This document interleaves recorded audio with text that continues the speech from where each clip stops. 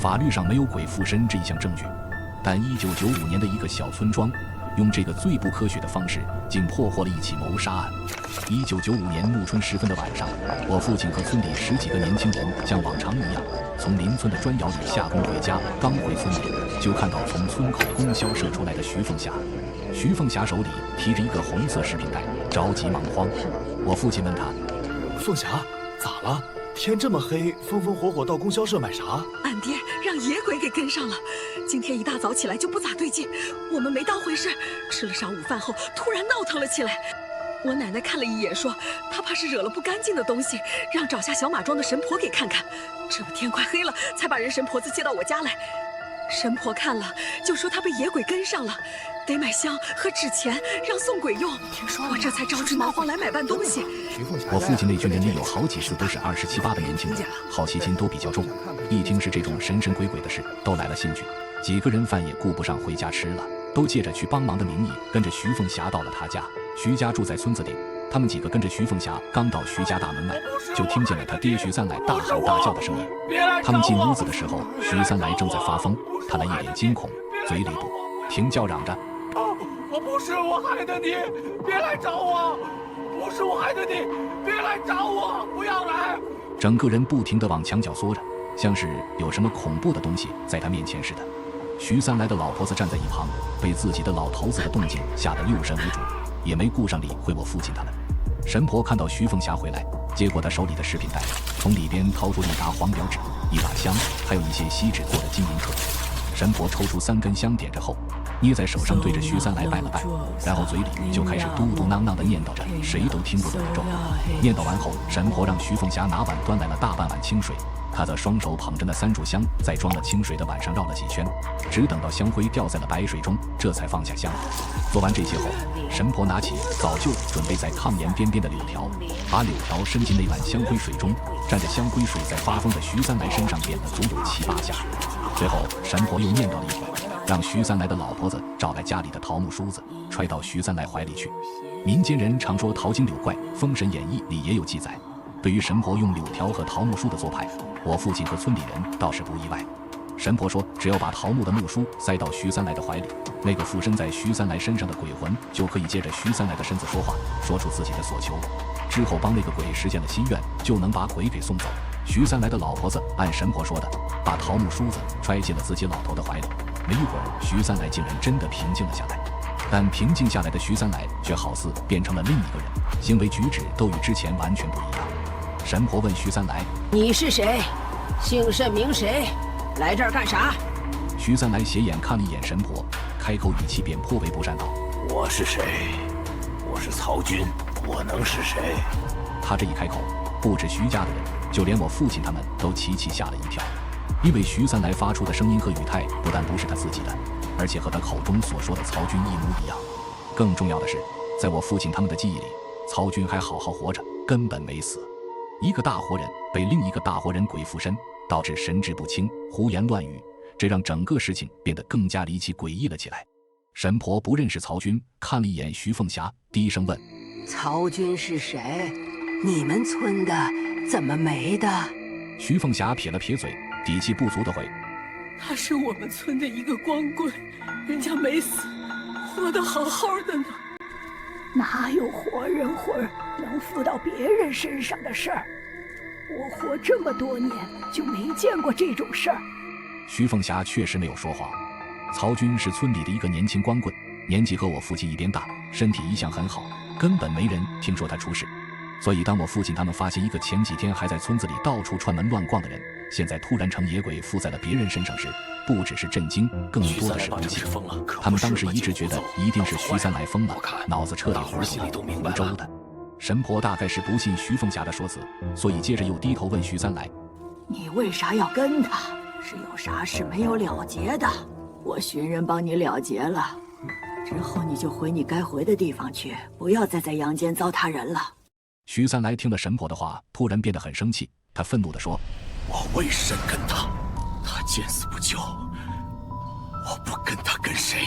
这话说完，他似乎更气了，瞪着眼睛怒声继续说：我三来姑父，我叫他是姑父呀，他眼睁睁看着人家们把我绑着抬到顶上的破窑子里，却愣是躲在干草垛子后头装没看见。我喊他姑父救救我，姑父救救我，他硬装作听不见，不搭理我。他说出的话和他发出的声音再次将在场的所有人震惊了一遍。神婆还想继续问他话，徐三来却突然面露痛苦，从愤怒变得惊恐。他抱着自己的手大哭大喊着：我好疼啊，我好疼啊！人家们一根根剁我的指头，我好疼！王八日他们好狠的心肠，他们把我捆住，抬上村顶没人住的破窑子里，绑住我的手和脚，拿上棍子浑身上下打我，拿菜刀劈我，还拿烧红的铁丝烫我。他们好狠的心啊，折腾了我一黑夜，都杀我嘞！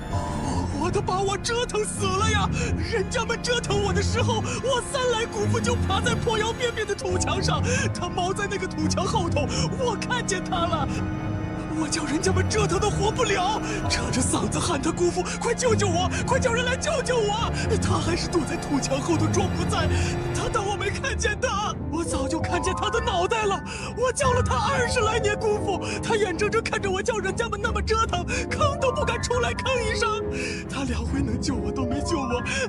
但凡他跑出来喊上一嗓子，我还能叫人家们折腾死。我死了不跟他跟谁？不跟他跟谁？我父亲后来回忆起时说，徐三来当时说这话的时候，咬着牙关，瞪着眼睛，语气又是怕又是恨，瞪着眼睛，扯着嗓子，恨声不停地重复着我不跟他跟谁，脚踢手扒了，整个人跟发了羊癫疯一样。旁边站着的几个人都和曹军是一起长大的，听他这么说，有胆大的就问徐三来：曹军，你啥时候死的？是谁害死你哩？徐三来的脸色突然又是一变，整个人极为迅速地退回了火炕最里边，缩成了一团。他颤抖着声音说：我不敢说，我不敢说，人家们厉害，我死了也不敢说人家们，我怕人家们再折腾我，我可不敢说，我可不敢说，我可不敢说。徐三来无意识地重复着这句话，身子因害怕而不自然地抖动着。他到最后也没说出是谁们害的曹军。神婆说鬼怕恶人，再问下去也问不出什么的，因为附在他身上的曹军死的时候被吓破了胆，所以哪怕成了鬼也不敢说是谁害的自己，他怕说了后那个害他的人也下了阴间后会继续折磨他。围观的人里边有人听了徐三来的话后，想确认他说的到底是不是真的，于是分了2拨人，一拨人到曹军家里和曹军经常去的地方找曹军，另一拨人则去了村顶废弃的土窑里。令他们难以置信的是，在那座土窑里，他们竟然真的看到了滴在地上的血和沾着血迹的铁丝、绳索，以及一些不知名的碎肉器官组织。只不过在那个破窑里，他们没有发现曹军，而另一群人找遍了整个村子，同样没找到曹军。虽然没看到曹军本人的尸首，可好好一个大活人不见了踪影，再加上窑洞里的一切，足以让我父亲他们相信徐三来说的并不是胡编乱造。他们开始相信曹军确实是被人给害了，而且死后的鬼魂也确实附到了徐三来的身上。在找遍了整个村子不见曹军踪影后，他们几个人返回了徐三来家，让神婆问徐三来：你不敢说是谁害了你，总敢说你的尸首哪去了啊？徐三来面对这个问题倒是没什么过激的反应，他偏着脑袋仔细想了想，随后茫然摇头道：我不知道，人家们把我折腾死就扛上我出了村了，黑夜天黑漆漆的，我看不清人家们把我送到了，我就知道外头黑洞洞的，我怕死了，我不知道人家们把我扔到哪个山旮旯里头了。徐三来回答完这个问题后，又陷入到了一会儿害怕一会儿愤怒的情绪交替中，嘴里一直重复之前说的那些话，不管神婆还是谁问他，都问不出其他东西来了。当晚10点多，神婆在他家院子里做了法事，到十字路口烧纸送了鬼之后就走了。徐三来晚上睡了一觉，隔天醒来后确实不再用曹军的语气说话了，但整个人依旧还是疯疯癫癫的，看到年轻的男人就会大喊大叫着：你别找我，不是我害的你，我想救你，可是我害怕人家们一家子厉害，我怕人家们，我不敢救你呀。神婆表示鬼已经送走了，但人受了刺激，接下来的事就不是他能解决的了。徐家人没办法，只能接受这个结果。徐三来闹鬼的当晚，整个事情就传遍了村子，大家的注意力一下子转移到了原本一直没什么人关心的曹军身上。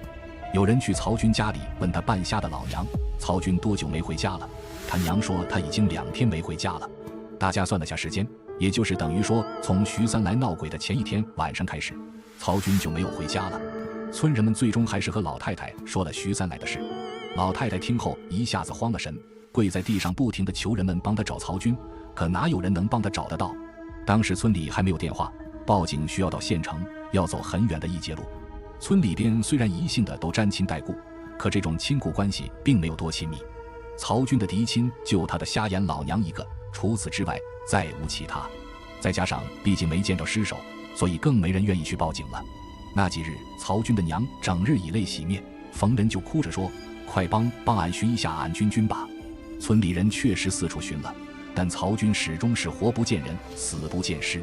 徐三来鬼上身后第6天，后来他们算起来，也就是曹军死后头7的那天，曹军出现了。只不过他不是被人找到的，而是自己跑出来的。他的尸体在他头7那天飘在了10几公里外邻村的水库上。我父亲说，打捞尸首的时候，一堆人都吐了。曹军的尸体被泡得老大，跟充满了气一样。他尸首上满是伤痕，10根手指头也都7根没了。他赤裸着身子，腰间还缠着好几圈松开的布条。捞人的说，他是被人用布条绑在石头上，沉在水库底下的。泡的时间长了，布条松开了，人这才飘了起来。头7是个特殊的日子，按照民间说法，是鬼魂返家的日子。村人们都说，曹军的尸首恰好在头7这天自己飘了起来，是因为他死得惨，怨气厉害。再加上他附身徐三来的事，整件事变得更加诡异。村里一下子议论纷纷，谈论着是谁害死了曹军。他的尸首出来后，邻村才有人报的警。派出所的警察在确认尸首是曹军后，到村子里展开了调查。他们在那个破旧的土窑里取证的时候，村民围成了一圈，想看他们怎么取证。他们到徐三来家询问徐三来的时候，村人们又都聚在徐家门口围观，看他们怎么录口供。徐三来还是那副疯疯癫癫的样子，除了发疯说别害我，别的什么都说不了，任凭警察怎么问，他都没说出害了曹军的是谁。警察只能暂时定了个目击者徐三来精神异常，无法指认凶手。之后，当警察开始挨个问询村民，比如曹军平时和谁有仇怨这种问题，想获得一些线索，但所有村民都表示自己什么都不知道。那几个警察调查完，准备离开村子回警局汇总线索的时候，曹军的老娘却将他们拦了下来。他坐在地上，一边哭一边死死抱着其中一个警察的腿，不让他走。警察是他最后的救命稻草，他担心这几个警察走了就再不会回来了，那样一来他的儿子就彻底白死了。那个警察在3承诺和解释后，才终于让他放开了手。警察一走，曹军他娘好像突然间被抽掉了几株般，趴在地上撕心裂肺的嚎啕大哭了起来，哭到伤心处时，一度抽着气失了声。半晌回过气来后，长扯着喉咙喊出了一句：“我的儿呀！”1天后，警察再次来到了村子里，这次警察带走了徐三来。徐三来的家人再三阻拦，那年头村民对于警局的理解还停留在杨乃武与小白菜的了解，总觉得进了派出所就会被屈打成招，没事也会被安上个有事的罪名，因此对警局畏如蛇蝎。徐凤霞哭着喊着说自己的爹精神状况有问题，没办法配合调查。但因为徐三来是这起案件唯一的目击证人，警察自然不可能轻易放过这个突破口，所以最终徐三来还是被警察带走了。徐三来被带走的当天，村子里的流言好像就有人往一汪深潭扔进去了一块石头般，炸翻了天。原本只是一家一户关上门窃窃私语的流言，成了一堆堆人凑在一起讨论。其实在这样一个不过100口人的村子里，谁和谁有仇怨有猫腻，要想瞒住所有人的眼睛是不可能的。几番讨论和信息交换后，对于凶手是谁的猜测，村民间基本已经有了定论。只不过在没有切实的证据前，为了不招惹是非，没有人敢当面胡言乱语指证。这也是警察询问村民时，大家都心照不宣地选择缄默不言的根本原因。可徐三来被带走这件事打破了这种微妙的平衡，因为徐家从旁观者成为了事件的直接参与者。徐三来被带走，徐家担心自己家的人被冤枉，自然着急。虽然他们不能在没有任何切实证据的情况下指证谁是凶手，但指桑骂槐还是免不了的。于是原本沉寂在阴暗处的细碎流言被徐家捅到了明面上。徐凤霞在父亲被警察带走后的当天下午，就站在自己家门前，一边哭一边大骂着曹军这个杀千刀的光棍货呀，自己勒不紧裤腰带，因为偷人家老婆丢了命就算了，死了都不安生，拖累着俺爹遭罪下大狱。曹军呀，你个欺软怕硬的胆小鬼呀，你说说你，人家们把你活活糟蹋死，你死了成了鬼了都不敢找人家们就算了，可你连人家们的名字都不敢说，你说你都成了鬼了，你还怕啥？你非得欺负俺爹这么个60、70的老汉？你活着不是个东西，死了你也是个大祸害呀你！那天徐凤霞和他娘的谩骂哭诉声继续持续了整整1个下午。这些谩骂话语中的意有所指，几乎将所有矛头都汇总指向到了大家心照不宣的一户人家身上。村里人都知道，曹军是一个长相不错的光棍，一个独身光棍总是到一个男人不在家的妇人家串门。对于这种事情，村里闲着的妇人们有着比警察更敏锐的直觉和好奇心。他死后，想到他平素的行径，再加上他被折磨的时候，害他的人对他某个部位的特殊照顾，他为什么被害，其实并不难被猜到。但所有村民面对警察的盘问，都极为默契地选择了一问三不知。时隔20多年后，对于生长在法治社会的我来说，这是完全不可想象的事，但这样的事在当时确确实实是发生了。我后来问了我父亲，也听其他人多次说起过此事，对于此中的因果多少有了一些了解。曹军惨死后，村民们的反应和曹军本人的家庭性格，以及大家所猜测到的凶手都有很大的关系。曹军本人和他们家在村子里都是极为弱势的存在，几乎可以说是无亲无故。曹军的爷爷是河南饥荒的时候逃荒到我们村的，来的时候孤身一人，快40的时候找了个哑巴乞丐做媳妇，老来得子，只养了曹军的父亲一个儿子。之后他的父亲又在他出生后不到1年就意外去世，淹死他爹的水库正是后来曹军被抛尸的那个水库。也是因为这个事情，后来附近几个村姓曹的人都对那个水库敬而远之。他父亲死后，整个曹家就只有曹军母子2人。他母亲也因为丈夫意外去世，哭坏了眼睛，成了半个瞎子。我们村是一个动辄10几户人都是几代同宗的村落，祖上几代开始都是一个宗族，所以像曹家这样逃荒过来的单门独户，本身在村子里就一直没什么话语权。后来再加上作为顶梁柱的他爹又早亡，他们母子2人在村中的处境可想而知。正因如此，曹军从小就经常被同龄的孩子们欺负。那些孩子们骂他是小河南侉子，骂他逃荒上来的讨吃鬼，还会叫他没爹的。他虽然从小嘴巴利索，总能搜刮一堆脏话回骂回去，但每次骂完就会被人家们打得鼻青脸肿。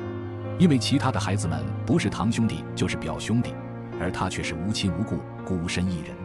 在这样的环境下，他自幼就和村里同龄的男孩们关系不好，只能和女孩子们一起玩。也许是因为他嘴巴伶俐，人又长得比较秀气，所以和姑娘们倒是能玩到一起。曹军嘴很巧，人也长得挺秀气，和他一起长大的那茶后什么里，光看样子他是比较出头的那一个，可惜就是太懒，不务正业。我母亲回忆起曹军的时候总是这样说，曹军的懒事导致他成年后村里人仍旧看不起他的原因。因为在农村这样全靠干苦力活种地维持生计的地方，懒被称为万恶之首都不为过。只不过对于他的懒，很大一部分原因村人都归在他母亲身上。也许是因为觉得他早早没了爹可怜，他的母亲格外溺爱他。别人家的孩子们已经开始帮家里干各种农活的时候，他娘却什么都舍不得让他干。他17、18的时候，别人已经会赶着牛犁地的时候，他却连插秧做饭都不会。他娘后来身体1年不如1年，照顾不了地，他自己却嫌少去地里除草建苗，一有点时间就爱到别人家串门，和村妇们聊天调侃。所以每年他们家的地总是草最多，收成最不好的，这也导致本就清贫的他家更加的贫苦。他死的那一年，我们村附近刚好建了个砖窑。春种结束后，趁着地里暂时没什么重活，我父亲他们一帮村子里的青壮都去了砖窑打工赚钱。当时也有人招呼曹军让他去砖窑上工，让他赚点钱给他娘看看眼睛。可他只去了2天，就嫌窑里太热，念叨着砖窑里不是人待的地方，之后就坚决不去了，每天就是待在村子里闲逛，和女人们插混打磕。我父亲他们每天晚上从砖窑下工回家的时候，总能遇到曹军的老娘在他家门口喊着：“军，俺还回来吃饭了。”然后他们就会鄙夷地看着曹军晃晃悠悠地从某户人家大门里走出来，回他家吃饭去。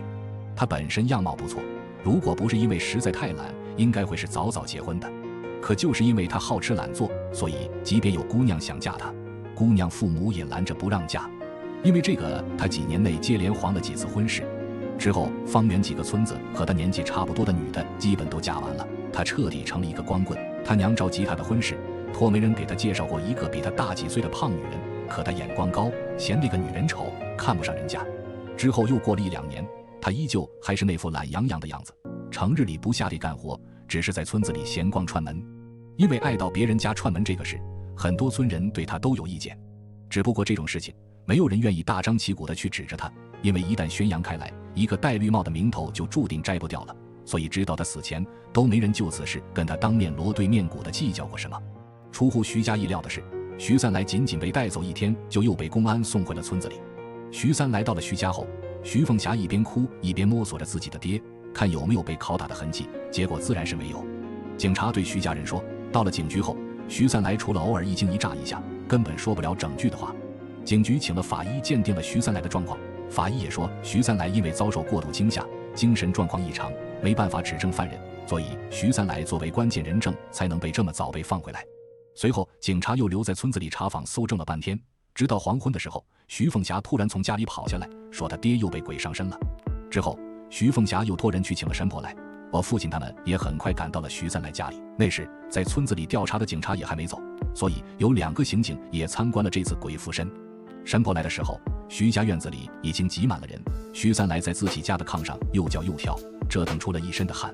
神婆来了后，看着满院子的人，其中还有2个穿着警服的，眼中满是诧异，嘴里嘟囔了一句，这场面人这么多，还有公差，阳气这么重，这也能鬼附身？其中一个警察听到了神婆这么说，看了神婆一眼，神婆吓了一跳。村里人可能不知道坚定的无神论主义者这句话，神婆被盯得有些害怕，以为是冲着自己来的，所以神婆也不敢看了。当下就要走，徐凤霞拽都拽不住，反倒是那个警察拦住了神婆，对她说，我们虽然不信鬼神这些封建迷信，但相信善恶有报，也尽量尊重咱们的风俗，你实事求是，不要教唆引导徐三来乱说话就行，我们不会找你麻烦的。神婆听了警察的话，这才放下心，走进了徐三来的家门。尽管心里没底，但神婆还是如上次一般，如法炮制，烧香拿柳条，做法念咒了半天，最后再次将桃木梳塞到了徐三来怀中。神婆问了一句，你是谁？徐三来就学着曹军的模样开了口，我是曹军，你这回来又是为了啥？徐三来歪着脑袋想了想说，头七过了，阴间我也下了，我遇到了我爹知道我是屈死的，带我找了阴差求情，阴差说了，我在阳间被人残害死了，下了阴间自会有给我做主的，所以我不怕弄死我的人下了阴间也继续害我了。我这回回来是我爹叫我回来的，他说在阳间还有话没交代完，让我回来借我姑父的身子交代清楚再投胎。神婆又问，你还有啥话没交代清楚？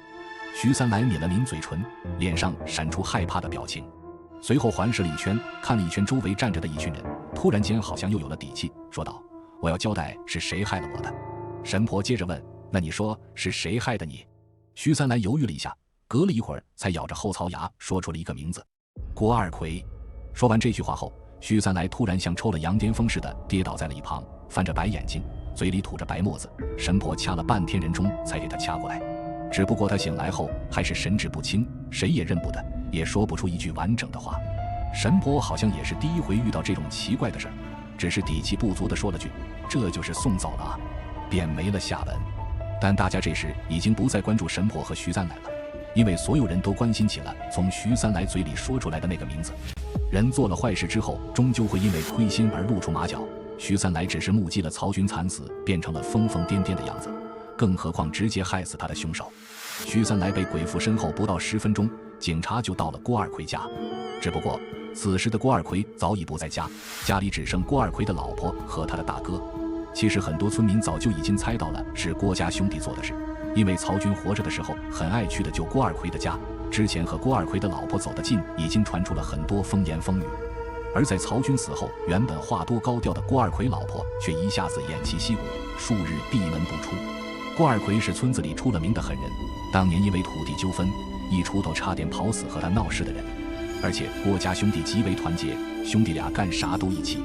更何况有人在那天晚上听到了郭家院子里牛铃铛的响动声，虽然警察问的时候所有人的默契的回答当晚什么也没听到看到，但背地里的时候却又言之凿凿地说自己听到了那晚的异动。这一切怪异的行为在于，没人愿意因为一个瞎眼的老寡妇去得罪一对家族庞大有凶名在外的厉害兄弟。不止一个村民说过，当年万一有谁多嘴做了证，只要郭二奎判不了死刑，出来监狱就会灭了那个做证人的门。这个时候正义之心在趋利避害的本能面前显得太过苍白。郭二奎是在徐凤霞坐在家门前大骂了一下午的当晚跑了的，那时他可能已经察觉自己的事情败露了，所以选择了直接跑路。警察带走了郭二奎老婆和他的大哥，并发布了抓捕郭二奎的逮捕令，并在5天之后就抓到了郭二奎。后来的事情似乎确实证明了这些村民们的明智，